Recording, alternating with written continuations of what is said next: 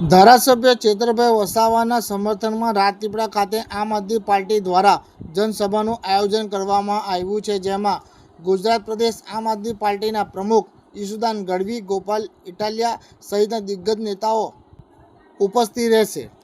ધારાસભ્ય ચેતરભાઈ વસાવાને વનકર્મીને માર મારવાના કેસમાં તેઓને સજા થઈ છે, ત્યારે તેમના સમર્થનમાં આમ આદમી પાર્ટી દ્વારા વિરોધ પ્રદર્શન કરવામાં આવી રહ્યું છે. જિલ્લે જિલ્લે આવેદનપત્ર આપવામાં આવી રહ્યું છે, ત્યારે ફરી રાજપીપળામાં 20મી જુલાઈના રોજ આમ આદમી પાર્ટી દ્વારા જનસભા કરવા જઈ રહી છે, જેને લઈને નર્મદા જિલ્લા આમ આદમી પાર્ટીના પ્રમુખ નિરંજનભાઈ વસાવાએ કાર્યક્રમની સમગ્ર માહિતી આપી છે. સાંભળો તેમના શબ્દોમાં.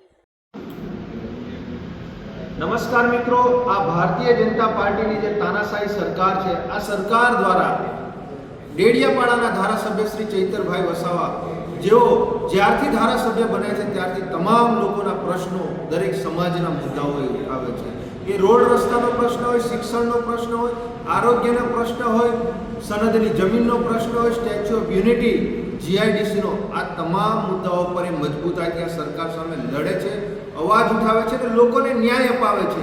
એ જ આ ભારતીય જનતા પાર્ટીના જે નેતાઓ છે, આ સરકારને એ ગમતું નથી.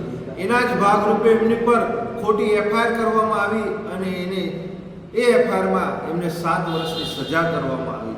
એના જ ભાગરૂપે નર્મદા જિલ્લા અને આમ આદમી પાર્ટી દ્વારા તમામ નર્મદા જિલ્લાના તમામ ગામડાઓમાં ઘરે ઘરે જઈ અને ચૈતરભાઈના સમર્થનમાં આ એક કાર્યક્રમ રાખ્યો છે, જેમાં તમામ ગ્રામજનો દ્વારા અહીંયા આગળ સહીઓ કરવામાં આવશે અને એની સાથે સાથે એક પેમ્પલેટ પણ એ સૌ ગ્રામજનોને આપવામાં આવશે કે ચૈતરભાઈ જે કામગીરી કરી છે પ્રજાલક્ષી એ મુદ્દાઓ સાથે. અને 20/7/2026 અને સોમવારના રોજ રાજપીપળા ખાતે લાખોની સંખ્યામાં અહીંયા જનમેદની ઉમટશે અને એક ભવ્ય જનસભાનું આયોજન કરવામાં આવ્યું છે. આ જનસભામાં પ્રદેશના નેતા એવા ઈશુદાનભાઈ ગઢવી, ધારાસભ્ય શ્રી ગોપાલભાઈ ઇટાલિયા, ચૈતરભાઈ વસાવાના ધર્મપત્ની શ્રી વર્ષાબેન વસાવા તેમજ અનેક મહાનુભાવો આ કાર્યક્રમમાં ઉપસ્થિત રહેશે.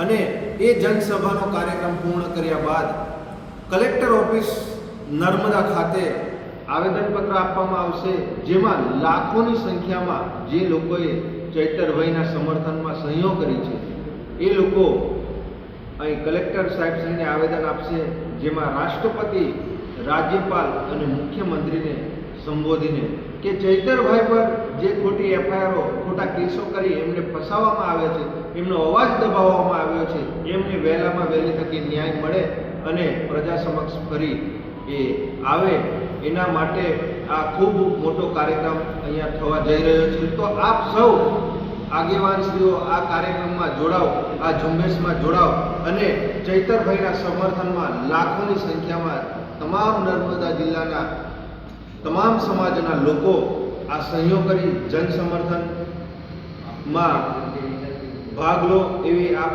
તમામ આગેવાનશ્રીઓને અમારી નમ્ર વિનંતી છે. જય હિન્દ, જય ભારત.